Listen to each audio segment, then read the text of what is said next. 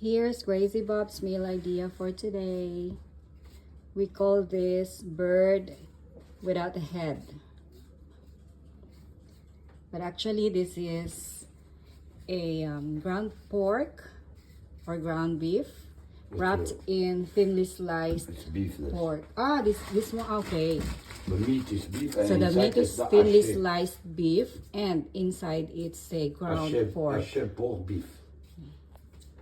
And this line here is it's a gras. fat. Du gras. It's a pork fat. Grease. Then we pair it with potatoes, all in the oven. Happy Mother's Day, everyone!